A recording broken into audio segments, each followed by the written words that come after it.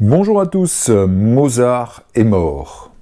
Oui, voilà le thème de Lacrimosa, un jeu donc qui a été édité par De Vere, alors qui est en anglais, mais il n'y a absolument pas de texte sur le jeu, mis à part l'aide de jeu, mais ça n'a pas d'importance.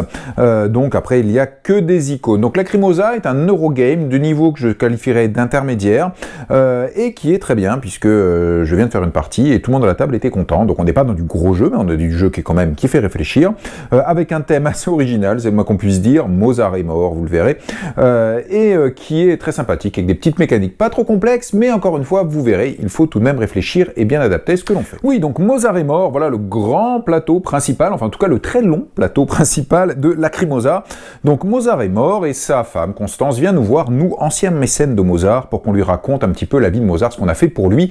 Donc un mécène, pour ceux qui n'ont vraiment pas notion, on va dire dans une époque qui était avant le 19e siècle, les musiciens ne vivaient que parce qu'ils avaient des mécènes, voilà, quelqu'un de riche et de connu qui disait, tiens, toi, je t'embauche et tu me feras de la musique comme je te le demande.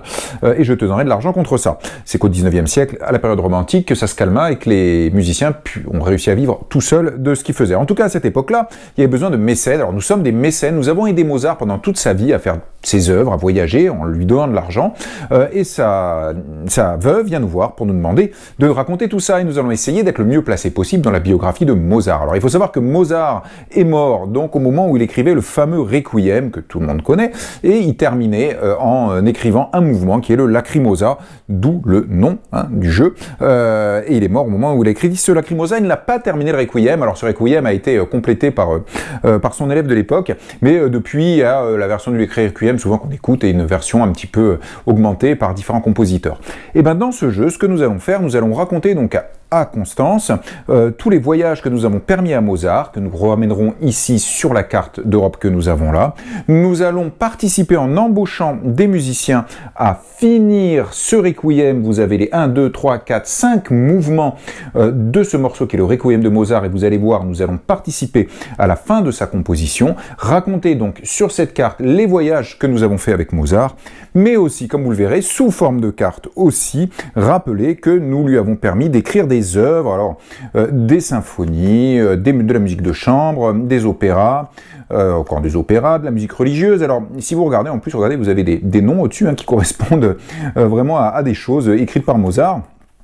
Et donc ces cartes-là, ce sont les différentes œuvres, et comme vous allez voir, grâce à ces cartes, je ne vais pas rentrer en détail pour l'instant, nous allons pouvoir donner ces œuvres, vous raconter comment nous les avons données, et aussi les vendre. Donc en gros, voilà ce qu'on va faire. Alors ça vous paraît un peu bizarre, parce que le thème est quand même un petit peu bizarre, mais vous allez voir en termes mécaniques, c'est quand même relativement simple. Donc nous allons voyager ici avec Mozart, finir son Requiem ici, pouvoir acquérir des cartes des différentes symphonies, sonates et autres pièces de musique qu'il a écrit, et tout ça, ça nous fera des points de victoire. Alors en fait, thématiquement, on raconte, tout ça s'est passé dans le passé, mais enfin peu importe, on va faire tout ça dans le présent maintenant. Alors le jeu se déroule en 5 manches, et à chaque manche, il y a 4 tours. À chaque tour, on va réaliser au moins une action. Enfin, au début, oui, mais après, vous verrez, on peut s'améliorer et commencer à réaliser plusieurs actions, 2 voire 3 actions à son tour.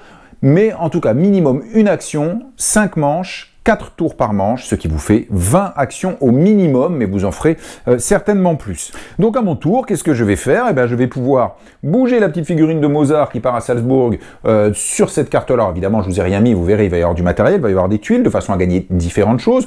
Ou alors, je vais pouvoir participer à la fin de son Requiem, ou bien je vais acquérir des cartes qui représentent une pièce de musique écrite par Mozart, tout ça pour gagner des points de victoire, ou je vais pouvoir aussi acquérir d'autres types de cartes qui correspondent à mes cartes action, car dans ce jeu, quand je fais une action, je joue une carte qui ressemble à ça, on va les détailler, et qui me permet, encore une fois, de faire mon action. Alors, tout en haut, là, vous l'avez peut-être pas bien vu, mais tout ça, ici, ce sera une future rivière de cartes que je vais vous poser, puisque dans ce jeu, nous allons pouvoir en gagner de nouvelles. Ce jeu est un deck building, nous déclenchons des actions grâce à des cartes, les actions que je viens de vous énumérer, et évidemment, il va apparaître sur cette rivière de cartes, des cartes qui nous permettent de déclencher les actions mieux qu'on ne le fait au départ. Donc, en gros, on va aller attraper donc ces cartes pièces musicales que je vous ai montrées, des cartes qui nous permettront de faire les actions qui sont mieux que nos cartes actions de départ, déplacer ici Mozart et faire son Requiem. Il n'y a pas 150 millions de choses à faire différentes.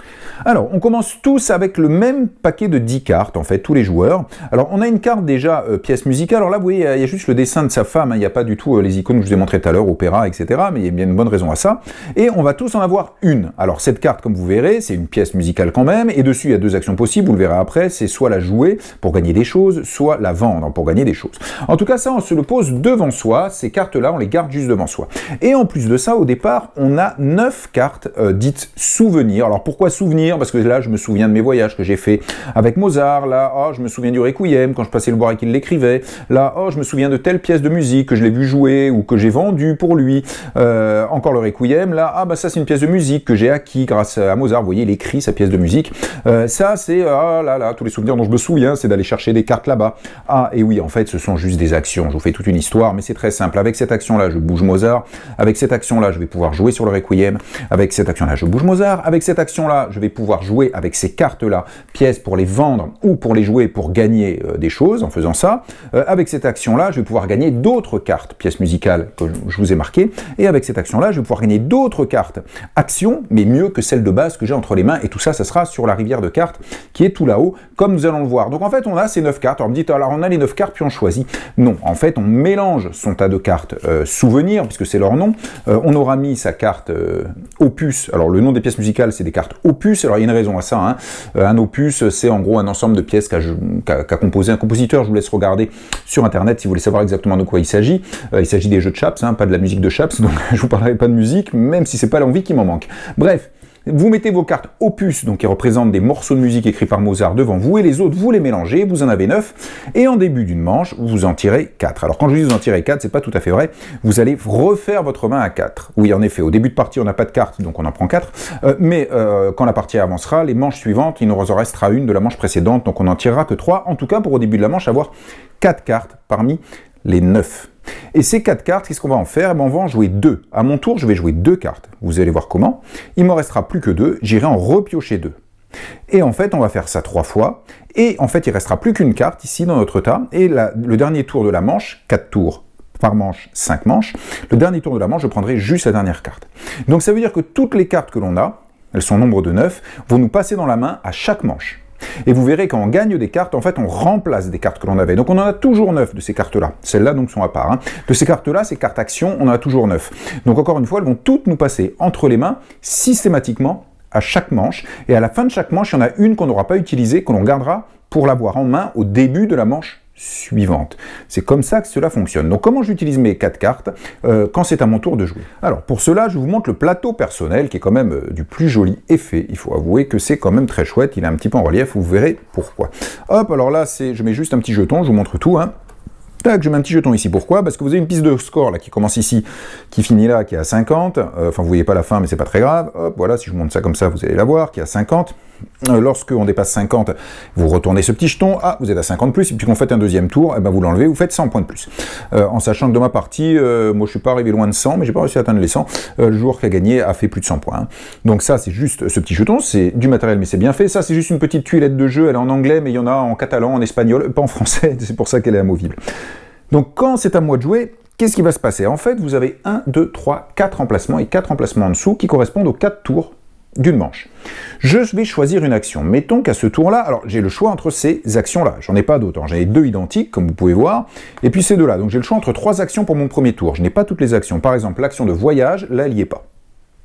Donc je peux choisir par exemple, tiens, je vais faire cette action-là, à cette manche, à ce tour, pardon. Je prends la carte, je la glisse ici.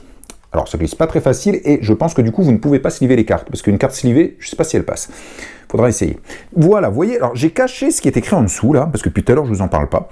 J'ai caché ça et je laissais visible que l'action, parce qu'avec cette carte, je vais faire cette action à ce tour. Je suis obligé d'en choisir une deuxième. Je vous ai dit qu'on jouait une 2 cartes, mais pas pour son action. La deuxième que je vais choisir, je vais la choisir pour ce qu'il y a en dessous. Ah, et c'est quoi ça en dessous? Eh bien ça, ce sont des revenus. Et d'ailleurs, regardez, mettons que je choisis celle-là, je viens la glisser en dessous, voilà, je viens de poser mes 2 cartes pour mon premier tour de cette manche, je vais faire cette action et je vais avoir ce revenu Tout de suite, non, pas tout de suite. Le revenu qui est là, je ne le toucherai qu'à la fin de la manche, et donc je l'aurai pour la manche suivante. Vous avez compris, comme on va refaire ça à chaque manche, à la fin d'une manche, ici j'aurai 4 revenus, je vais regarder ce que j'ai, je prends tout ça, et je vais pouvoir jouer ma manche suivante avec les revenus que j'ai ici. Alors vous verrez qu'on peut acquérir des choses autrement que par ça, mais enfin ça c'est quand même important. En tout cas, à chaque fois que je joue, je pose l'action que je veux faire, et je me programme un revenu pour la fin de la manche, ici. Évidemment, vous avez compris, pour cette manche, ce revenu-là, je m'assois dessus, je ne l'aurai pas parce que j'en ai fait l'action, et vous avez bien compris, pour cette manche, cette action-là, je m'assois dessus, puisque j'ai utilisé la carte pour son revenu. Et quand j'ai fini, je prépare mon tour suivant, ce ne sera pas tout de suite pour moi, je reprends 2 cartes comme c'est indiqué. Hop là, je reprends 2 cartes, voilà, maintenant j'ai ça. Et il va falloir que je joue mon tour suivant avec 2 de ces cartes-là, une pour son action, l'autre pour son revenu. Alors, si vous avez des revenus, c'est qu'évidemment, vous avez des ressources dans ce jeu. Alors, première ressource, les ducats, de l'argent. Hein, tout simplement, on stocke ces ressources ici, voilà, des ducats. Bon là, j'en aurais pas mal quand même si j'avais ça. Et ensuite, vous avez 3 ressources qui sont indiquées ici. Alors, ce sont des points de talent de Mozart, des points de voyage et des points d'écriture ou de composition.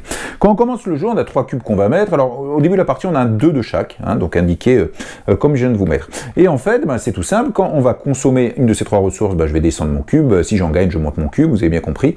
Et puis l'argent, pareil, je vais en gagner et je vais en perdre. Mais alors, ce n'est pas tout à fait tout, parce que les 3 ressources que je viens de vous montrer, c'est-à-dire les points de talent de Mozart, les points de voyage et les points d'écriture ou de composition, existent aussi sous forme de petits jetons en bois, comme ça. Ah, et je peux les gagner aussi, ces jetons, comme vous verrez, et je les garde là. Ah, quel est l'intérêt d'avoir le double? Déjà, lorsque vous avez besoin de dépenser ces ressources, alors je ne parle pas de l'argent, je parle de ces 3-là, vous avez le choix, soit vous dépensez un jeton, vous le remettez dans la réserve, soit vous diminuez une piste. Au choix, ça revient strictement au même. Il n'y en a pas un qui est meilleur que l'autre ou moins bien. Par contre, attention, en fin de manche, lorsque tout le monde aura fini, qu'on aura fait nos 4 actions, les 3 curseurs qui sont là reviennent à 0. Même s'il vous reste quelque chose, ça revient à 0, vous perdez tout. Par contre, ces jetons-là, vous les gardez de manche en manche. Donc vous avez bien compris, on commence par utiliser ça, et c'est uniquement quand on a un de nos curseurs à 0 qu'on va se mettre à taper dans nos jetons.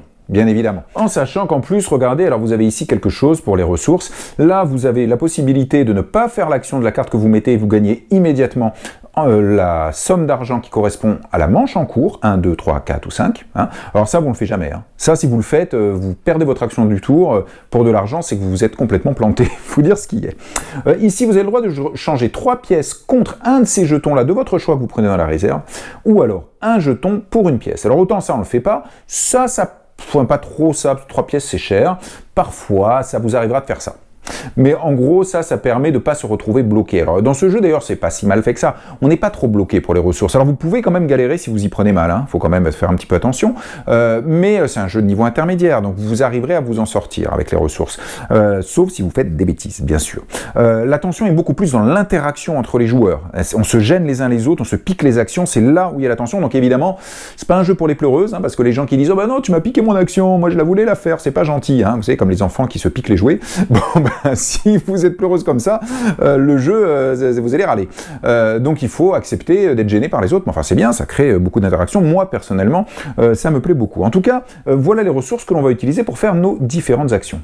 Et celles que nous allons donc aussi gagner en fin de manche. Et au passage, en fin de manche, vous ne gagnez pas que les ressources que vous avez mis en bas. Vous gagnez aussi en fonction de vos revenus. Alors vos revenus, regardez, ça commence ici avec ma petite bourse.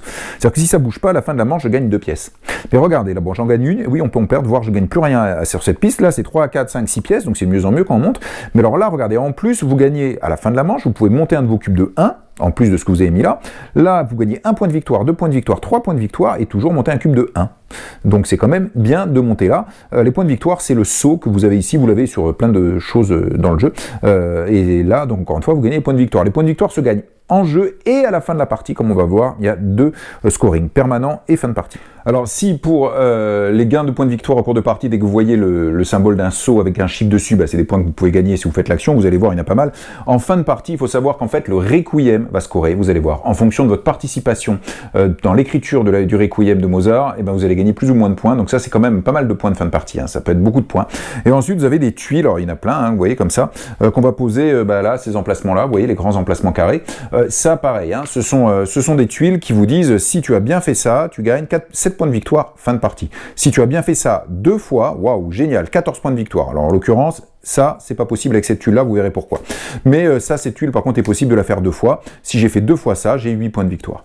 Donc on a des tuiles comme ça, point de victoire fin de partie, qu'on attrapera en allant voyager. Vous allez voir ça dans un petit instant. Et on a des points, et beaucoup, quand vous êtes bien intervenu au niveau de la réalisation du Requiem de Mozart. Donc ça, c'est les points de fin de partie. Et les points de cours de partie, je vous l'ai dit, dès que vous avez un petit symbole de saut, faites attention, c'est qu'il y a des points à gagner immédiatement. Alors, les actions. Je vais commencer par le gain de cartes, parce que les cartes sont fondamentales. À chaque tour, j'en mets une ici pour son action et une en dessous pour des revenus à la fin de la manche. Et à chaque fois, évidemment, vous avez intérêt à bien choisir. Donc, soyez vigilants, parce qu'évidemment, si vous foutez une action en dessous, vous ne la ferez pas à cette manche. Donc, regardez bien toutes les cartes que vous avez au début. Et pareil sur les revenus. Si vous la mettez au-dessus, vous oubliez ce revenu. Évidemment, plus les actions sont fortes, vous verrez avec les cartes, plus ici les revenus sont bons.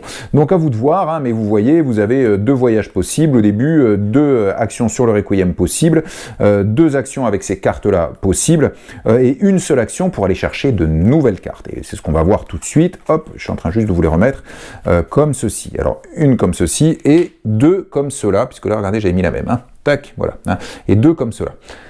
Les cartes. Alors les cartes, je suis obligé de vous plier un peu le plateau parce que c'est tout là-haut et puis avec la caméra, vous n'allez pas y voir, c'est pas très grave, je vais le plier comme ça et vous allez voir comment ça se passe. Donc, comment gagne-t-on des cartes? Alors de toute façon, les cartes qu'on va gagner donc seront là-haut. Alors il faut bien comprendre que c'est très bien foutu. Alors ça n'a rien d'innovant, c'est des mécaniques classiques, mais c'est bien foutu. Je vous ai dit qu'il y avait 5 manches. En fait, les cartes qu'on peut gagner à chaque manche ne sont pas les mêmes. Vous voyez, il y a un chiffre ici qui correspond à 5. Et regardez, toutes les cartes ici ont un chiffre. Là, c'est 5, enfin un chiffre romain, 5. 5. Donc ça veut dire que ce sont les cartes qu'on va pouvoir gagner à la 5e manche uniquement. Ces cartes qu'on peut gagner qu'à la 5e manche, je les mélange et je les mets ici. Alors on en enlève quand on joue à 3 ou 2 joueurs, là c'est à 4. Et regardez, j'ai 3 tuiles. Alors ces 3 tuiles, en fait, je vais en prendre une au hasard, je vais la mettre sur cette face-là. Et regardez, c'est Mozart en train de mourir, c'est la fin de sa vie. Et je la pose dessus, et les 2 autres, on ne jouera pas avec pendant cette partie. Et je vais faire pareil avec les cartes qui sont numéro 4, hop, qui sont pas bien rangés. Voilà, vous voyez, ça c'est les cartes 4 que je viens mettre par-dessus. Je prends une tuile 4 au hasard, que je mets comme ceci, et je mets par-dessus. Et on va faire pareil avec le 3, hop, à nouveau. Voilà, j'ai mis les cartes 3 avec une tuile 3, que je mets ici, comme ceci. Hop, pardon, ouais, voilà. Ensuite, je fais pareil avec les 2. Je choisis au début de la partie, je prends au hasard une des tuiles 2. Je prends les cartes 2, vous voyez, elles sont écrites 2 ici. Hop, et je viens les poser là, et face cachée, c'est pas pour rien que je le fais, et je viens poser ça là. Et évidemment, je termine avec les 1, donc une tuile au hasard 1. Je remets les autres là-bas, et puis je viens mettre mes cartes, donc 1, c'est bien celle-là, ici, et ça. Cette tuile 1 que j'ai pris au hasard, je viens la poser là. Et en fait, toutes les tuiles sont comme ça. C'est-à-dire que là, regardez, j'ai un cadeau de fin de manche. À la fin de cette manche 1, dans cette partie, pour chaque icône de voyage que j'aurai en haut, c'est-à-dire chaque voyage que j'aurai fait au cours de cette manche, je gagnerai un jeton roue qui me permet de faire des voyages, justement. Donc alors ça, il faut savoir que parfois vous le ferez vraiment pour ça, parfois ça vous intéressera un peu moins et vous vous rusherez pas. Donc il ne faut pas croire que tout le monde va essayer de faire ça comme un fou. C'est pas vrai. On peut essayer de le faire, c'est quand même intéressant, mais c'est pas toujours obligatoire. Alors vous voyez, voilà, j'ai 2 tuiles 1, celle-là ça aurait été le voyage, celle-là ça aurait été le voyage aussi, mais là c'était un point de victoire et là c'était 2 thunes. Les tuiles 2 qui sont en dessous, c'est pareil, là il me reste 2, vous voyez, c'est en faisant cette action, je gagne ça ou je gagne ça. Et ainsi de suite, et je peux continuer sur les tuiles 3, les tuiles 4, alors c'est toujours la même action, vous voyez, là c'est celle-là qui rapporte. Et en tout cas, chaque début de manche, donc vous révélera une action qui sera peut-être à favoriser dans cette manche. Alors autant vous dire que c'est pas parce qu'il y a ça qui sort, je vous le répète, que vous allez dire, allez, je fais plus que ça. Non. Par contre, ça sera un des éléments de choix de vos actions. C'est évident. Ça, vous allez en tenir compte, évidemment. Mais ce n'est pas tout. Lorsqu'on commence, je vais aller mettre les cartes dans la rivière. Tout simplement comme je suis en train de vous le faire en les piochant au-dessus. Et vous reconnaissez les cartes qui sont des pièces, en fait, les cartes opus, et les cartes qui sont des cartes actions avec les actions au-dessus. Alors oui, il y a plusieurs trucs dessus, du coup maintenant elles sont mieux celles-là. Alors il faut bien comprendre qu'en fait on les place pas juste comme ça. C'est-à-dire que les cartes qui sont, celles-là sont les cartes actions, vous les placez bien contre le haut. Alors là, vous ne voyez peut-être pas très bien, je vais vous le montrer de plus près, vous avez une petite bougie là, vous voyez, comme ça. En fait, ça correspond à cette icône-là, et donc vous allez faire coïncider. Et d'ailleurs, ça correspond à l'icône celle-ci.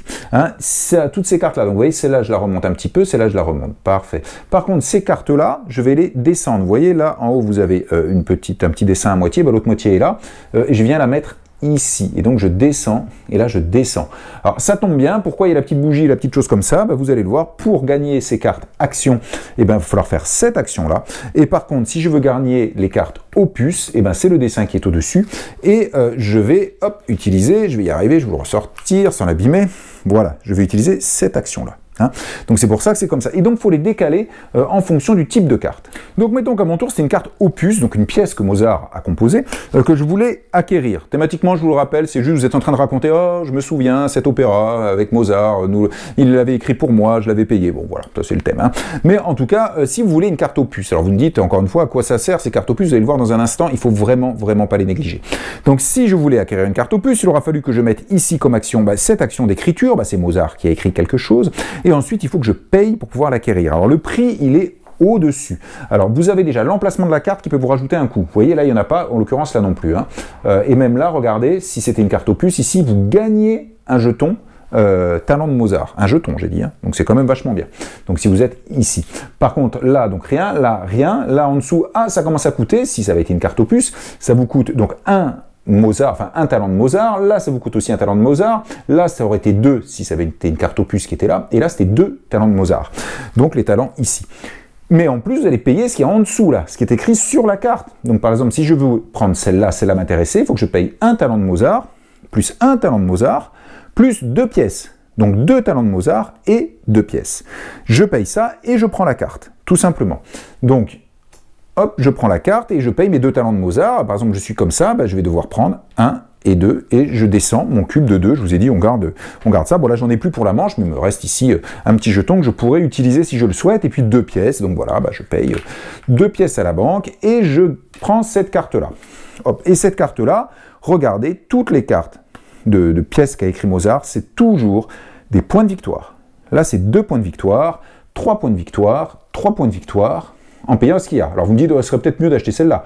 Oui, mais bon, peu importe, c'est un exemple. Après, il faut quand même tenir compte de ça.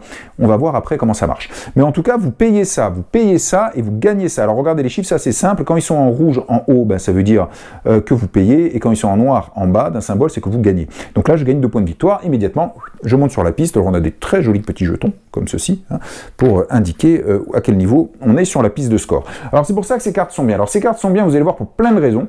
Mais notamment parce qu'à chaque fois que vous en prenez une, c'est immédiatement des points de victoire. Immédiatement des points de victoire. Ça commence à 2, mais les cartes de la 5e ère, c'est 8 points de victoire.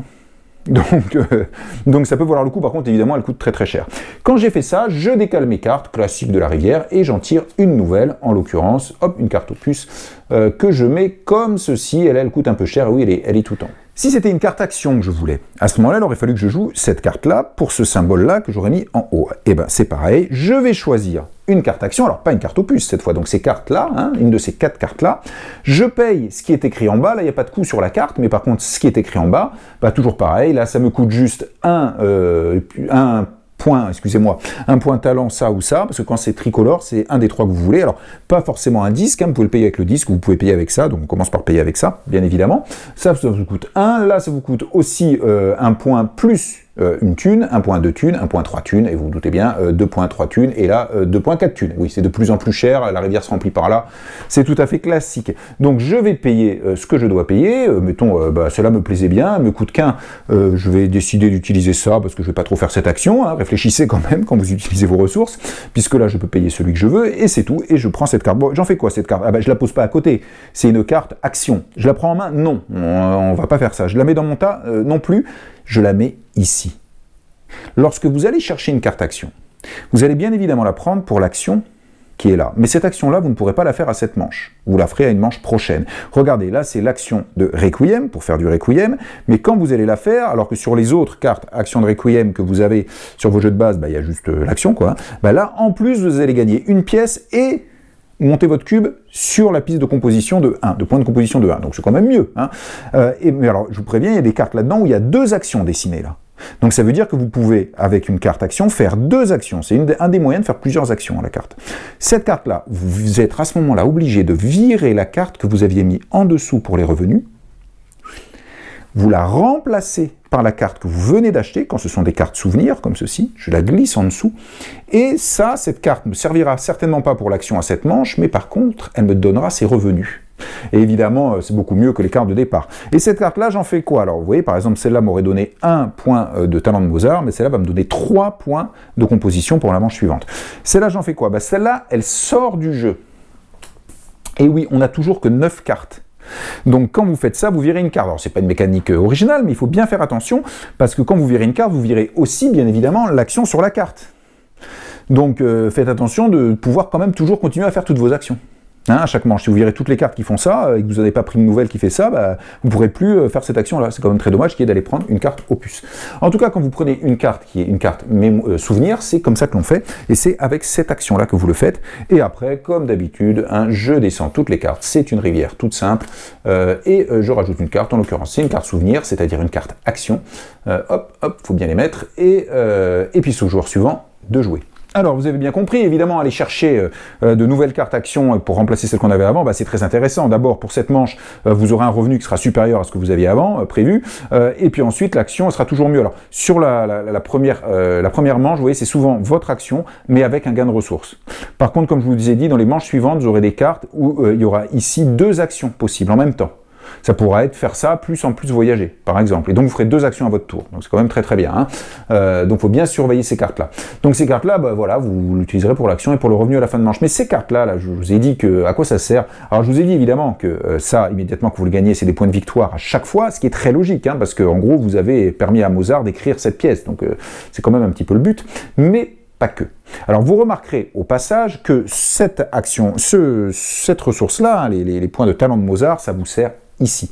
Ça vous sert à acquérir ici de nouvelles cartes opus. Hein, c'est à ça que ça sert, à chaque fois, c'est ça qu'il faut payer. Donc si vous voulez pas mal de cartes opus, il va vous falloir pas mal de points de talent de Mozart, puisque c'est à ça que ça sert, c'est très logique, le talent de Mozart, ça sert à écrire les œuvres de Mozart, tout simplement. Qu'est-ce que j'en fais de ces cartes? Ben, à mon tour, je peux faire cette action-là. Cette action-là, regardez, c'est ces 2 actions. Le petit parchemin ou le type qui chante. C'est ça, ça correspond à quoi? Eh bien, quand je joue cette carte-là en haut pour faire l'action, à ce moment-là, je choisis une de mes cartes opus que j'ai à côté de moi, et je vais soit donner la représentation, en faisant ça, là, elle me coûte 0 talent et elle me rapporte 3 pièces, et je tape la carte. Et je prends 3 pièces. Voilà, j'ai gagné. Ou vendre la carte, alors ça me coûte un talent de Mozart, mais là, j'augmente mon revenu de 1, vous vous souvenez, cette piste dont je vous ai parlé, et je gagne 2 points de victoire. Mais quand vous vendez, donc cette carte-là, elle sort du jeu, bien évidemment, puisque vous l'avez vendue. Hein. Par contre, si vous faites la représentation, vous la tapez. Alors vous la tapez, ça veut dire que ça a été fait, donc dans cette manche, vous ne pourrez plus refaire un spectacle, cet opéra. Il ne faut pas exagérer, les gens se lassent. Par contre, à la fin de la manche, vous détapez. Hein, et ça, vous pourrez refaire la même chose à la manche suivante. Donc vous pouvez vous dire, bah, tiens, avec ça, je vais me rentrer du fric. C'est tout à fait possible. L'argent, il faut en avoir, donc il faut savoir en gagner. En fait, c'est à ça qu'elles servent. Des points de victoire immédiats, soit je me débarrasse de la carte, soit je refais une représentation pour gagner des ressources, pour gagner de l'argent, ou des points de victoire, etc. Donc c'est quand même très très bien, ces cartes-là. Souvent, vous ferez plutôt ça, puis après ça. Mais vous verrez pas que, il y a aussi des tuiles objectifs fin de partie qui comptent. Par exemple, celle-là, regardez, tout simplement, à la fin de la partie, si vous avez des cartes opus, j'ai bien dit opus, regardez, il y a le filigrane derrière, hein. Si vous avez des cartes opus, au moins une de chaque manche indiquée, la 1, la 2, la 4 et la 5, bon pas la 3. Si vous avez au moins une carte opus à la fin de partie de chacune, vous gagnez 7 points de victoire. Donc par exemple, ça sert aussi là. Bon, cette tuile sera là, il faudra aller la chercher hein, quand même, hein, sinon vous ne l'aurez pas. Donc ça, ce sont les cartes opus, leur utilisation que l'on peut faire avec cette action-là. Alors puisque je suis là-dessus, quand on arrive à la fin de manche, il y a tout un nettoyage que je vous expliquais peu à peu, mais par partie. Quand on a fait nos 4 tours tout le monde, qu'on arrive en fin de manche, on fait un nettoyage, c'est-à-dire qu'on enlève la tuile 1, bah oui, on a fini la manche numéro 1, mais en fait, on va retirer aussi toutes les cartes qui resteraient, qui sont numéro 1, s'il en reste, hein, s'il en reste pas, non. Alors sachant que si dans la manche numéro 1, on passe vraiment toutes les cartes, tout le monde en achète et qu'il n'y en a plus ici, ben il n'y en a plus. Et là, j'arrive, regardez, sur la tuile numéro 2. Donc, tuile numéro 2, je la retourne. Cette fois, c'est cette action qui rapporte 2 thunes. Hop, et je vire surtout les 4 cartes qui sont ici. Je glisse comme d'habitude les cartes et je re-remplis, alors évidemment avec des niveaux 2. Et bien regardez, ma niveau 2 par exemple, avec celle-là, je peux faire 2 actions de voyage qu'on va voir dans un instant. C'est tout de suite bien avec juste une carte action. Et je remplis à nouveau. Voilà, ça c'est encore une fois systématiquement en fin de manche. Faut pas oublier de faire bien ça, on vire les 4 cartes qui sont là et on remplace le bonus de fin de manche. Et s'il restait des cartes de la manche numéro 1, on les enlève, hein. On ne rejouera pas avec. Voilà, donc ça c'était les cartes, c'était important, c'est quand même un gros morceau. L'autre action importante que vous pouvez faire, c'est les voyages. Alors comme je vous ai dit pour les voyages, lui il part de Salzbourg, il va se balader partout. Alors là il n'y a pas de tuiles, mais en fait, je vous ai dit, on a un gros tas de tuiles ici. Ça c'est des tuiles donc bonus, points de victoire fin de partie conditionnel, et vous voyez j'en mets 3 sur le plateau. Par contre tout le reste ce sont des villes. Donc j'ai un tas de tuiles villes que je vais mettre donc ici. Alors hop, je vais les mettre comme ceci. Alors il faut les remplir normalement, alors pas de la toute première, toute première manche, mais après, vous allez voir qu'on remplit, il faut suivre les numéros 11, 5, 4, etc. C'est important. Alors pourquoi c'est important? Parce qu'en fait, je vais les poser là, donc vous allez quand même voir la tuile qui est présente pour la suite. Et puis en plus, il n'y en a pas énormément des tuiles villes, donc en fait, celles qu'on joue là au début, regardez, il ne me reste pas beaucoup, hein, on va les rejouer. Vous allez voir, en fait, ça va tourner, mais ça va revenir. Donc je pense que c'est pour ça qu'il faut toujours respecter, pour qu'on puisse un peu anticiper quand on va voir revenir les tuiles. En tout cas, je les mets ici, voilà. C'est comme ça qu'on met le plateau. Lorsque je fais cette action-là, hop, qui est de voyager, à ce moment-là, je voyage où je veux. Je peux même rester sur place, si je veux. Et je réalise l'action de la tuile où j'arrive. Donc par exemple, si on part de ça, mais que ça m'intéresse, je peux dire, je fais l'action voyage, mais je ne bouge pas. Et je fais l'action de cette tuile. Quand vous faites l'action de la tuile ville, c'est toujours la même chose. Vous avez un coup qui est toujours en point de voyage, avec la roue, soit en payant comme ça, soit en payant comme ça. C'est 1 ou 2, systématiquement. Et vous gagnez, en l'occurrence, je gagne 2 jetons de mon choix, comme je veux. Comme je vous dis, souvent, il y a d'autres moyens d'en gagner des jetons, donc c'est pas... si vous y prenez bien, vous n'aurez pas trop de problèmes de ressources. Et une fois que j'ai fait ça, j'enlève la tuile. Hein. Elle sort du jeu. Donc là, il n'y a plus rien pour cette manche. Et oui, pour cette manche. Parce que si autant je remplace les cartes au fur et à mesure où on les prend, par contre, les tuiles qui sont ici, on ne les remplace pas. Elle s'en va, elle s'en va. Si je ne voulais pas faire ça, ou si c'est un autre joueur de jouer, il n'y a plus rien à faire, et en fin de compte, il voulait aller faire ça, ça l'intéressait beaucoup. Et bien, il faut qu'il s'y rende. Alors, il y va. Ça fait 1 pièce, 2 pièces, 3, 4 pièces. Il est arrivé là. Et oui, vous avez compris, si Mozart voyage, ça vous coûte les pièces du chemin. Là, ça coûtait 4 pièces. Une fois arrivé là, il prend la tuile, hop, regardez, 2 roues, ça lui coûte, donc il faut qu'il les ait, il faut qu'il puisse payer, et il prend ce bonus-là. Alors ce bonus-là, par exemple, ça sera gagner 3 points de victoire par carte opus que vous possédez en ce moment, pas celles qui sont vendues, hein, celles que vous avez là, tapez ou pas, c'est pas grave, qui ont un symbole là de prière, puisque ce sont des œuvres religieuses. Donc avec ça, 3 points par œuvre religieuse. C'est quand même pas rien. Hein. Donc celui qui fait ça, c'est qu'il a quand même des œuvres religieuses devant lui qu'il a pris en carte opus. Donc les cartes opus, vous voyez, c'est très important. Moi, je les ai un peu sous-estimées. J'ai fini 2e dans ma partie sur 4, donc c'était pas trop mal, mais je me suis rattrapé après. Mais au début, je suis pas trop allé. Je pense qu'il faut faire attention, puis bien les faire marcher avec les différents bonus que vous avez. Hein, comme par exemple ça ici, ou ce genre de choses-là, comme vous pouvez le voir, où c'est en fonction de leur numéro ici que vous aurez des points de victoire, comme je vous l'ai dit, fin de partie, ou encore une fois, celle-là, par exemple, il faut falloir ces deux choses-là. Hein. C'est-à-dire que là, dans cette situation-là, par exemple, j'ai déjà cette carte opus, c'est bon, j'ai celle-là, il me faudrait une carte prière. Ouf, il y en a une ici, tout là-haut, je ne sais pas si vous la voyez, mais il y en a une là. Et bien, il faut qu'à mon tour, j'arrive à aller la choper, cette carte-là. Ce serait quand même très très bien. Et ensuite, il faudra que je déplace Mozart pour venir choper celle-là. Attention, vous ne serez pas le seul à avoir l'idée, c'est tout le piment du jeu, l'interaction, c'est que premier arrivé, premier servi. Voilà, donc le voyage c'est tout simple, hein. Vous vous déplacez, vous payez en pièces pour vous déplacer, vous payez en roue pour pouvoir, en pion de voyage pour pouvoir prendre la tuile, ça c'est donc des points de victoire conditionnels fin de partie, et ça ce sont des bonus immédiats. Alors quand vous avez ça, c'est des ressources immédiates, hein, vous les gagnez. Quand vous avez l'icône d'une action, vous reconnaissez ce que vous avez sur vos cartes, vous faites immédiatement l'action. Donc ça vous permet par exemple ça aussi de faire 2 actions dans le même tour. J'ai fait mon action de déplacement plus une autre action. Donc c'est quand même pas mal. Hein. Donc là, par exemple, regardez, c'est encore mieux parce qu'avec celle-là, vous allez faire une action de vente, hein, puisqu'il y a ça d'un opus religieux, donc celui-là là-bas. Bon, évidemment, si vous avez cette tuile-là, vous n'allez peut-être pas le vendre, à moins d'en trouver un autre. Donc vous vendez un opus religieux que vous avez. Alors vous gagnez le prix hein, de l'opus qui est toujours indiqué ici. Vous gagnez ce que vous avez gagné pour le vendre. Et en plus, vous montez de 2 ici. Celle-là, elle est super, hein, cette tuile. Elle est vraiment super. Quand on la voit, il faut essayer de le faire parce qu'en début de partie, j'entends en première manche. Nous aussi, elle était sortie en première manche. Pour toutes les autres manches, vous allez avoir des super revenus. Et en plus, vous rentrez des trucs en vendant ça. Bon, après, vous l'avez vendu, vous ne l'avez plus, mais enfin, quand même, c'est bien. Donc, vous voyez, là, ça vous fait faire l'action avec du bonus. Là, ça vous fait faire l'action, ça vous fait faire cette action. Donc, vous les placez et vous faites une action. Et ainsi de suite. Là, des ressources, là, des ressources. Et là, encore une fois, ce sont les tuiles. Point de victoire, fin de partie. Alors, les tuiles, point de victoire, fin de partie, excusez-moi. Quand vous y arrivez, regardez, il y a aussi de la roue à payer, comme toujours, hein, 1 ou 2 roues, mais là en plus vous avez quand même un cadeau. Donc vous payez vos 2 roues, et là en l'occurrence vous gagnez un jeton roue, ce qui est le cas aussi ici, et aussi ici, pardon. Mais vous voyez, bon c'est pas toujours le cas, hein. Là par exemple vous gagnez un jeton talent de Mozart. C'est juste le hasard qui a fait sortir ces deux choses-là. Et maintenant, une action très importante pour des points de victoire fin de partie, c'est l'action Requiem. Quand vous faites cette action-là, vous allez participer au Requiem. Alors, il faut savoir qu'en fait, dans la réalité, donc, il a fallu demander à des compositeurs de finir ce Requiem que Mozart n'avait donc pas terminé.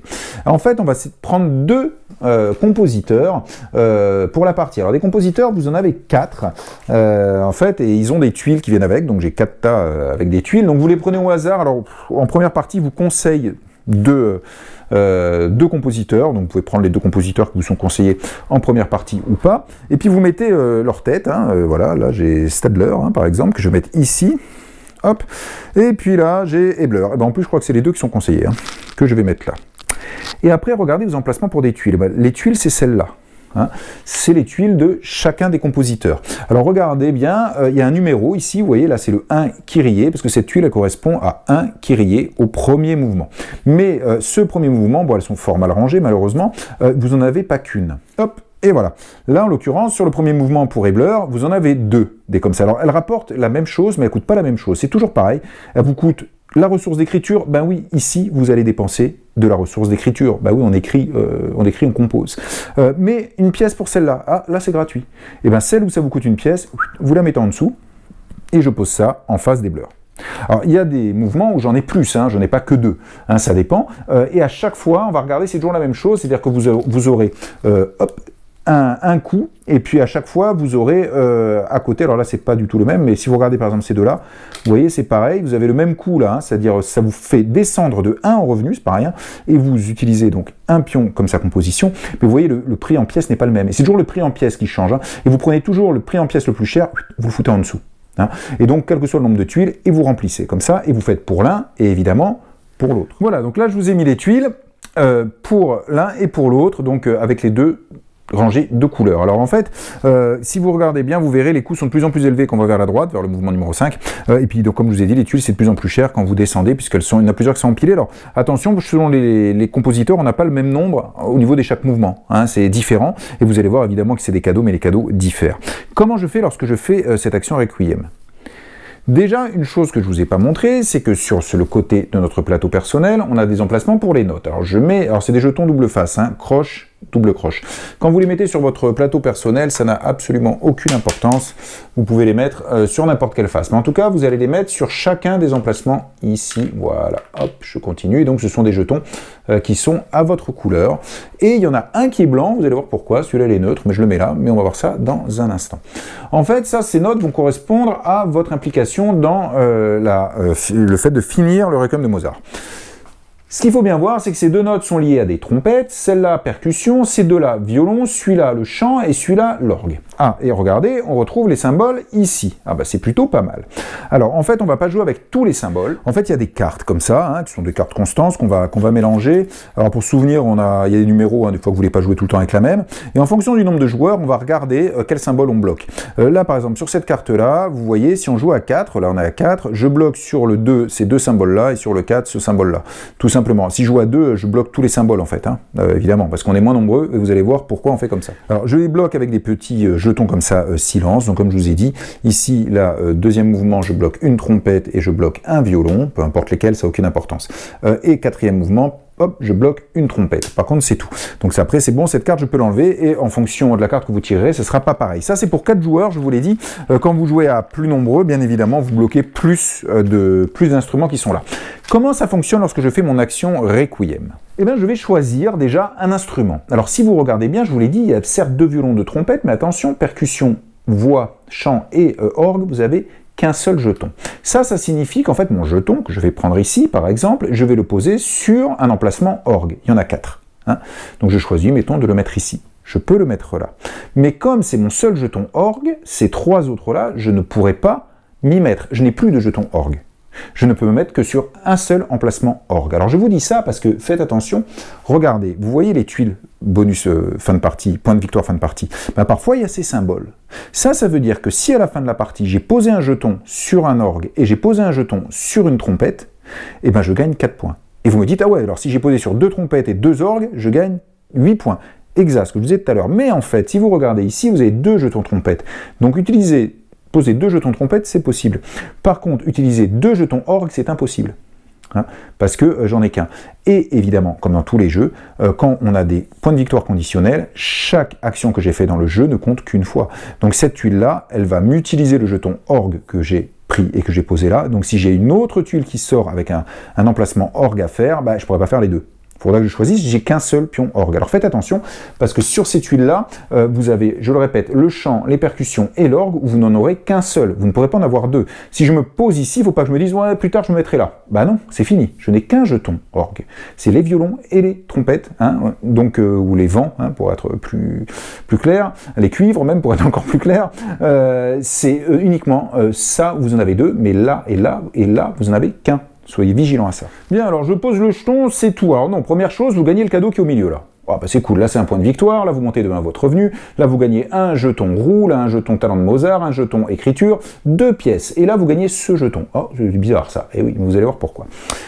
Lorsque je le pose, eh ben je décide quelque chose. Ok, je décide que je participe donc pour le 4e mouvement, le Sanctus du Requiem, sur la partition pour orgue, on est d'accord. Mais je vous ai dit, c'est un de ces deux compositeurs qui en fait nous aide, c'est pas nous on est que des mécènes. Et ben on décide lequel des deux on embauche pour pouvoir faire ça. En l'occurrence, si j'ai posé sur la face double croche, ça veut dire que j'ai embauché Ebler. Si je l'avais posé sur la face croche, ça voulait dire que je considérais que c'était Stadler.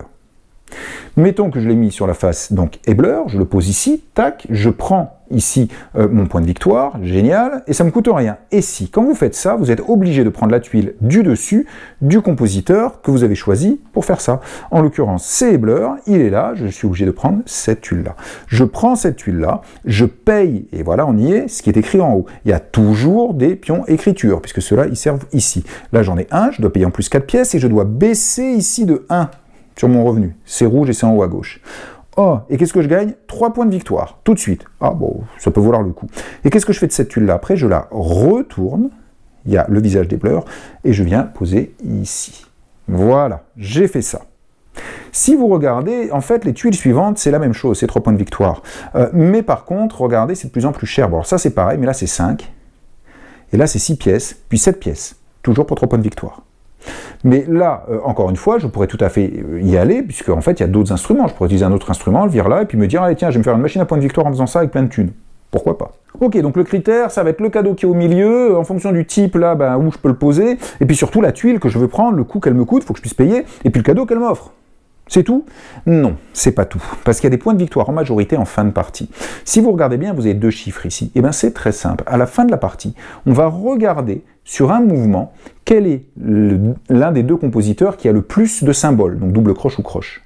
Voilà, mettons qu'on finisse comme ça pour le 3e mouvement. Bah, c'est double croche qui gagne, hein. Visiblement il n'y a qu'une seule croche. Donc ça veut dire que c'est lui qui a le plus participé. Et bien ça veut dire que chaque jeton double croche va apporter à son propriétaire en fin de partie le gros chiffre, 6 points de victoire. La simple croche, donc l'autre, la Stadler, qui a participé le moins à ce mouvement, et ben, les joueurs qui ont posé un jeton simple croche vont gagner ce chiffre, 3 points de victoire. Et donc là, vous avez 3-1, 4-2, 3-1, 6-3, 3-1. Et voilà. Donc, en fonction de ces majorités-là, ça vous donne la valeur de chaque jeton, 6 ou 3, 3 ou 1, 4 ou 2, etc. Et chaque joueur qui a posé un jeton, ben, regarde pour quel compositeur il l'a posé et prend les points en fonction des majorités. En cas d'égalité, en fait, les deux compositeurs comptent pour le plus petit chiffre. Donc vous pouvez casser comme ça pour éviter que quelqu'un se gave, tout simplement. Et là, vous voyez le cadeau là. L'intérêt de ce cadeau-là, alors autant là, c'est vraiment des cadeaux directs, c'est que quand vous utilisez ça, les cuivres par exemple, mettons que je décide de venir ici, avec cette action Requiem, que je décide d'utiliser un cuivre, en bonus, je prends le jeton comme ça. Mettons que j'ai décidé de faire ça avec Sattler, parce qu'en fait, c'est ça qui m'intéresse, je veux prendre cette tuile-là pour gagner 2 jetons comme ceci, après je la retourne, comme je vous l'ai dit, et je la mets là, et ben le bonus, c'est de prendre ça, et de faire exactement pareil, donc Sattler, j'ai dit, et je viens la poser sur l'autre trompette, ici. Hein, et donc là, vous voyez, vous pouvez le refaire, là, vous pouvez le refaire, alors là, c'est embêtant parce qu'il y a ça. Et donc, je pose ça là, et ben quoi, et ben, ça me permet de gagner une majorité. Alors ça, par contre, c'est pas pour rien que c'est blanc, chaque joueur en a un. Ça ne rapporte pas de points en fin de partie, ça. Hein. Par contre, ça permet d'avoir la majorité. Par exemple, dans ce cadre-là, bah, si je pose ces deux-là, même si c'est un autre joueur qui vient là, je suis sûr que j'ai 3 points, parce qu'il pourra plus me casser la majorité. Donc ça, sur les cuivres, ça vous permet de poser un autre jeton pour les majorités, mais pas pour les points par contre. Alors faites bien attention, parce que autant je vous ai montré les cadeaux directs, 2 points, 3 points de victoire, 2 jetons comme ça, 2 jetons comme ça, mais regardez, vous en avez d'autres types aussi. Vous avez ça par exemple, regardez, ça signifie 3, c'est la phase 3, alors la phase 3 elle est là, ça va être, pardon, elle est là, c'est la phase de maintenance en fait, hein, normalement c'est à la fin. À chaque phase de maintenance, quand on finit une manche, hop, vous gagnerez, hop, un point ici. Donc je retourne comme pour les autres, je viens la placer, et puis ça me le rappelle. Hein, si j'avais fait, hop, je vous fais n'importe quoi, si j'avais fait ça, que j'avais pris ça, et ben ça me rappelle ici qu'à la fin de chaque manche, je gagne un cube ici. Tac. Voilà, il faut faire attention, donc ça, c'est à chaque fois que vous avez un chiffre, vous avez une flèche, à chaque fois, voilà, c'est rappelé ici, hein, ce que ça rapporte, vous retournez, et ça vous dit ça. Mais alors, vous en avez encore peut-être presque des mieux. Regardez, ça veut dire qu'à chaque fois, donc vous payez ça, j'ai fait mon action, etc., je retourne, à chaque fois que je vais faire l'action de déplacement maintenant avec une carte comme ceci, et ben j'aurai droit de faire un deuxième déplacement. Et donc, dans mon tour, je ferai 2 déplacements et pas qu'un seul, avec 2 tuiles que je vais gagner. Ah ouais, c'est pas mal ça quand même, hein. Ça je vous l'accorde, et regardez, là c'est pareil, vous allez pouvoir faire 2 ventes ou réalisation de champ, donc ça va vous faire une grosse machine à fric, hein, ça aussi. Donc ça, à chaque fois que vous faites cette action, vous pouvez la faire 2 fois si vous avez mis ça ici. Donc c'est vraiment pas négligeable, donc quand vous allez poser, vous allez faire attention auquel vous prenez pour les majorités, mais aussi pour le cadeau qu'il vous apporte et le coût que ça a, parce que plus ça avance, plus on les enlève, plus c'est cher, et donc il y a une course ici et une grosse interaction. Et avec ces tuiles-là, vous allez pouvoir faire des sacrés bonus bien sympathiques. Regardez celui-là, par exemple, si je le prends et que je le retourne, à chaque fois que j'utilise une carte, alors en l'occurrence Symphonie, vous savez, c'est les cartes qui sont comme ça, là, ah bah, il y en a une là-bas, je vais vous la prendre, ça sera encore plus simple, voilà, à chaque fois que j'utilise une carte comme ceci, je gagne un point de victoire. Ce qui signifie que si j'ai ça ici, eh ben, si j'achète une carte avec ça, je gagne un point de victoire. Si elle est là, je l'utilise pour la représentation et gagner 3 thunes, je gagne un point de victoire. Si je la vends, je gagne un point de victoire. À chaque fois que je fais quelque chose avec une symphonie, je gagne un point de victoire. Donc vous voyez, vous avez ça qui joue avec les cartes, vous avez ça qui vous double vos actions, vous avez des cadeaux one-shot et vous avez des cadeaux en fin de manche si vous les avez. Donc à vous de bien choisir ces tuiles-là. Donc ça, c'est je choisis bien mes tuiles, je choisis le type, mais en même temps, je veux les majorités. En même temps, je prends le bonus ici. Vous avez tout ça à faire pour bien construire ici le Requiem. Alors vous avez vu, hein, ça peut aller vite, hein, parce que là, je vous ai mis des jetons comme ça, mais si j'avais été comme ça, mettons par exemple, vous voyez, jaune, là, il fait 12 points, hein, ici. Oh. Et en règle générale, vous visez entre 2 et 4 points en cours de partie, à droite, à gauche. Et là, boum, 12. Donc le Requiem, il faut être vigilant, ça peut être très bien. Et donc quand on arrive en fin de manche, qu'on a fait les 4 actions, surtout, donc n'oubliez pas de regarder si vous n'avez pas des tuiles comme ça qui vous apporteraient en fin de manche un revenu. N'oubliez pas évidemment tous les revenus des cartes que vous aurez mis ici. N'oubliez pas le revenu en fonction de la hauteur de ce pion que vous allez gagner. Et puis surtout, n'oubliez pas avant de faire tout ça, de bien tout remettre à 0, hein, puisque ici ça revient à 0, mais là par contre vous ne touchez pas. Donc en fin de manche, hein, vous regardez bien tout ça, et n'oubliez pas de regarder aussi l'action qui rapporte des cadeaux. Donc ça fait qu'en fin de manche, il faut que vous regardiez ici pour voir si vous avez fait l'action qui rapporte des cadeaux et les prendre. Il faut que vous regardiez ici pour vos revenus. Il faut que vous regardiez ici pour voir si vous avez des revenus aussi. Et ici pour les revenus, il faut regarder toutes les zones de votre plateau personnel à chaque fin de manche. C'est bien foutu. Le jeu au niveau matériel et ergonomie est très bien fait. Et les iconographies sont archi clair. Ça, pour ça, il n'y a rien à redire. Hein. Vous voyez, même là, il vous dit prenne deux cartes, une carte, puisque je vous dis qu'à la fin, il ne vous restera plus qu'une carte. Et à la fin, d'ailleurs, à la fin de la manche, il vous restera une carte en main, hein, que vous gardez, je vous l'ai dit, pour la manche suivante. Après, il faut savoir qu'en fin de manche, sur le plateau, il y a des choses quand même qui sont assez importantes. Je vous ai expliqué pour les cartes qu'en fin de manche, je vais virer la tuile, virer toutes les cartes 1 qui restent là, je vire 4 cartes de la rivière, je glisse tout, et puis ensuite je rajoute 4 cartes, évidemment, de la manche suivante, puisque j'aurais mis la tuile de la manche suivante. Mais toutes les tuiles qui sont restées ici, alors je vous en enlève une ou deux, là, mettons qu'on ait pris ça au cours de cette manche, hein, qu'il est fini là-bas à Paris, et qu'on finit comme ça, toutes les tuiles qui restent, on ne les enlève pas, on les retourne, et elles sont mieux. Regardez, là, c'est une tuile pour faire cette action-là. Si je la retourne, maintenant, c'est pour faire cette action-là, mais en plus, je gagne un point de victoire à une thune. Et en fait, elles sont toutes mieux sur le gain immédiat. Là, vous voyez les conditions, il faut donc un jeton ici sur orgue, chant et percussion pour 7 points de victoire quand même. Si je retourne, c'est la même chose ici. Par contre, là, regardez, je gagnais juste un jeton roux. Là, je gagne mon jeton roux, mais une pièce et un point de victoire en plus. Et en fait, c'est comme ça pour tout. Donc, toutes celles qui n'ont pas été prises, parce que ma foi, c'était moins intéressantes, bah, tout d'un coup, elles le deviennent beaucoup plus. Bon, après, elles ne bougeront plus, hein, quand elles sont comme ça. Et bien évidemment, ensuite, on vient reprendre des tuiles, et puis on vient remplir. Alors là, on remplit dans l'ordre, hein, je vous l'ai dit, des numéros, donc voilà, donc je fais le 1, je fais le 10 et je fais le 11, et on fait ça. Alors après, il peut ne plus y en avoir ici, Mais comme je vous ai dit, les tuiles pour le bonus qu'on prend, on les garde à côté, ben on les remélange, on refait un tas et elles reviennent. Donc elles reviendront, hein, ces tuiles en règle générale. Donc ça, il faut bien voir, et après, ben, on est reparti en fonction des tuiles qu'on va avoir. Et donc je vous l'ai dit, n'oubliez pas, à la fin de la partie, on va scorer ces tuiles-là, hein, pour ceux qui en auraient, pour voir si vous avez rempli la condition une, voire deux fois pour gagner les points de victoire qui sont ici, tout simplement. Et puis on va faire les majorités des différents mouvements, on va regarder qui est majoritaire, 3 points pour le premier par jeton et 1 point pour le deuxième, 4, 2, etc. Donc on va distribuer les points en fonction des pions qui sont ici. N'oubliez pas, si c'est égalité, et ben à ce moment-là, hop, tac, voilà, si c'est égalité, à ce moment-là, on prend le chiffre le plus petit, hein, tout simplement, et là on fait pour chaque mouvement, on distribue les points à tous les joueurs, donc le requiem, ces tuiles-là. Alors, il y a des petits cadeaux bonus, c'est-à-dire que vous regardez combien il vous reste de ducats, vous divisez par 3 quand même, vous arrondissez à l'inférieur et c'est des points de victoire. Par contre, un truc peut-être pas complètement négligeable, c'est vos points ici d'action, en gros, hein, vos 3 points là. En fin de manche, vous regardez combien vous en avez ici, plus ce que vous avez là, et vous divisez par 2. Ça, c'est beaucoup quand même. Surtout que quand on finit la dernière manche, on fait une phase de revenus. Hein. Donc, du coup, les revenus que vous mettez là, en dernière manche, vous pourriez vous dire, bah, je m'en fous, de toute façon c'est la dernière manche, il n'y aura pas de manche suivante, je peux mettre n'importe quel revenu. Non, parce qu'on va faire une phase de revenu, ça va vous faire monter ça, vous allez tout additionner et diviser par 2. Donc là, je suis à 1, 2, 3, 4, 4 et 3, 7, 7, 8, 9, 10, ça c'est 5 points. Et 5 points dans ce jeu, c'est beaucoup. Bon, sauf le Requiem qui peut rapporter beaucoup plus, mais pour tout le reste, 5 points c'est beaucoup. Donc du coup, ne négligez pas vos revenus de la toute dernière manche, parce que c'est ça divisé par 2, et c'est des points de victoire. Donc, faut vraiment pas les négliger. Et d'ailleurs, au passage, je vais vous le montrer, regardez, le jeu est bien fait. Hop, sur la 5e manche, donc qui est forcément à la fin, regardez les cartes actions, comme on a ici, qui seraient sur la rivière de cartes, et bien il n'y a pas d'action dedans. Eh bien oui, évidemment, puisqu'il n'y a pas de manche suivante, donc on s'en fout ici, on ne va pas l'utiliser. Et comme par contre cette carte, vous vous souvenez, on vire la carte qui est là et on la glisse en dessous pour les revenus fin de manche, c'est 4 points de victoire. Donc toutes les cartes actions de la 5e phase sont des cartes sans action, qui n'auront plus aucun sens parce qu'il n'y aura pas de manche suivante, mais qui vous rapporteront toutes 4 points de victoire en fin de manche. Donc ça c'est bien foutu. De toute façon les cartes là avec les différentes étapes sont très bien faites. Voilà, donc c'était Lacrimosa par De Vere. Et bien écoutez, c'est un jeu intermédiaire, il n'y a pas plein de trucs qui partent dans tous les sens, hein, loin de là, même si là il faut quand même un petit peu faire matcher les différentes choses dont je vous ai parlé. L'interaction est très forte, bien évidemment. Surveillez les actions qu'ont fait les autres, surveillez les actions que font les autres, surveillez ce que vous voulez faire, ce qu'ils veulent faire. Évidemment que quand vous voyez des tuiles comme ça, vous n'êtes pas le seul à vouloir la faire, en fonction des cartes qui sont là et en fonction des cartes opus qu'ils ont devant les yeux.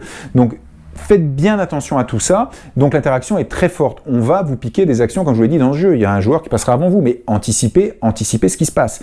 Et ça, en fait, c'est quand même vraiment un côté très sympa dans le jeu, cette très forte interaction. Et puis alors le jeu est quand même stratégique, bien sûr, de plus en plus quand la partie avance d'ailleurs, mais il est aussi un peu tactique, parce que vous allez devoir voir un petit peu ce que vous allez faire. Quand vous allez jouer, mais que les 3 autres joueurs doivent jouer avant vous, vous affolez pas sur une action, vous allez être frustré, parce que peut-être qu'ils vont vous la piquer, mais normalement, vous devriez bien l'anticiper. Mais l'interaction est forcément forte. Ici, les tuiles, bah, premier arrivé, premier servi. Les cartes là-haut, bah, premier arrivé, premier servi. Bon, il y en a plein qui sont bien, mais on peut vous piquer celle que vous voulez. D'ailleurs, vous pouvez même aller en piquer une exprès pour empêcher un joueur de faire sa tuile. Donc, à vous de voir. Mais alors, peut-être que vous irez d'abord chercher la carte avant d'aller chercher la tuile, en espérant qu'aucun joueur vous pique la tuile. Mais à ce moment-là, regardez, si aucun joueur n'a ces 2 symboles-là sur ses cartes opus, bon, il y a peu de chances qu'il aille vous la piquer, il n'a aucun intérêt. Donc, autant aller tout de suite prendre la carte. Parce que du coup, pour vous embêter, allez prendre cette tuile-là, le joueur qui le fait, c'est un peu bête. Hein. Il a utilisé une action de déplacement, bon, pour le petit cadeau qui est là, mais ça, il le fera pas, a priori, c'est un peu bête. Par contre, une carte comme ça, vous la prendre pour vous l'embêter, de toute façon, ça rapporte toujours, hein, parce que cette carte-là, même si c'est pas pour une tuile comme ça, il y a toujours ces 2 actions en dessous qui vont me rapporter, et les points de victoire qui sont au-dessus. Donc, ma foi, ça vaut le coup tout de même. Donc, encore une fois, il vaut peut-être mieux aller chercher d'abord les cartes, puis après les tuiles. Enfin, ça vous de voir, mais en tout cas, il va toujours falloir réfléchir comme ça, en fonction des autres joueurs de ce qu'ils font. Du coup, c'est sympa qu'on est un peu nombreux. Alors, quand on est nombreux, il y a un petit côté, quand vous avez les 3 autres joueurs qui doivent jouer, on joue à 4, bah, vous savez pas trop où ça va aller, forcément, il faut bien surveiller. Quand on joue à moins, à 2 ou 3, bah, c'est plus simple d'anticiper. Mais après, quand on joue à 4, que ça parte comme ça dans tous les sens, qu'on se gêne, c'est sympa. Dans notre partie, on s'est tous gênés les uns les autres. Il n'y en a pas un qui a souffert, hein. Enfin, on a tous un peu souffert avec ça. On s'est tous gênés les uns les autres. Alors, il n'y avait pas d'un joueur méchant, entre guillemets, à la table, parce que je vois bien les profils de joueurs. Hein. Vous avez des joueurs qui, dès qu'ils voient des trucs qui peuvent vachement embêter les autres, ils se couru dessus, ça c'est rigolo à voir ces joueurs-là. Bon, il n'y en avait pas, mais en tout cas, si vous jouez avec des joueurs comme ça, vous avez moyen, ils ont vraiment moyen de vous embêter s'ils le souhaitent. Mais après, il y a embêtement, comme je le dis, embêtement, vous avez des choses comme aller prendre une carte pour embêter quelqu'un, vous allez quand même y gagner quelque chose, donc ça vaut le coup. Et puis il y a des trucs où aller prendre la tuile, si vous êtes vraiment parti, pas du tout parti sur ces objectifs-là, alors qu'on approche de la fin de la partie, c'est un peu bête, vous allez perdre une action, en fin de compte vous allez plus y perdre qu'y gagner. Par contre, le faire en début de partie, vous pouvez toujours dire, allez, je croise les doigts, je vais bien voir ces deux icônes. Et c'est bien fait, hein. Si vous êtes en début de partie, oui, elles vont sortir ces deux icônes. Sur toute la partie, vous êtes tranquille, vous les aurez ces cartes, hein. Elles vont arriver. Hein. Donc voilà, tout dépend aussi, encore une fois, du moment de la partie. Et puis je vous l'ai dit, autre chose sympa, les cartes là-bas, elles sont crescendo. Hein. Donc c'est plus du tout les cartes qu'il y a là. Hein. Quand je vous dis, regardez le prix, la 6 mais pour 6 points, 5.5, 7.8 pièces, donc on n'est plus du tout sur le même truc. Et les cartes actions, regardez, celle-là, si vous faites 2 actions, alors ça tombe bien, c'est la phase 4, donc on est vers la fin là, ben, vous allez faire 2 actions Requiem pour poser vos pions, et puis en même temps vous gagnez ça. Donc il faut aller les chercher ces cartes, hein, c'est super important. Ne restez pas avec uniquement vos cartes de départ. Pour celle-là, vous allez en avoir plein, mais même les cartes actions, si vous restez qu'avec vos cartes de départ et qu'un autre joueur va vachement en chercher, peut-être qu'il aura un moment où il va ramer un peu parce qu'il sera en train d'aller chercher les cartes, mais alors vous allez voir quand il va les sortir, hein, tout d'un coup il va faire 2, 3, 4 actions par tour, ça va vous faire tout bizarre. Voilà, allez, j'arrête, c'était Lacrimosa, je prends beaucoup de temps pour cette vidéo qui en demandait peut-être pas autant, mais ça m'a vraiment bien plu, je savais pas trop dans quoi j'allais m'aventurer, et les autres joueurs à la table non plus, et puis on s'est tous regardés, on a dit mais dis donc, on a passé un super moment à la table, donc c'est très bien, et donc je vous le conseille. Voilà, bon jeu.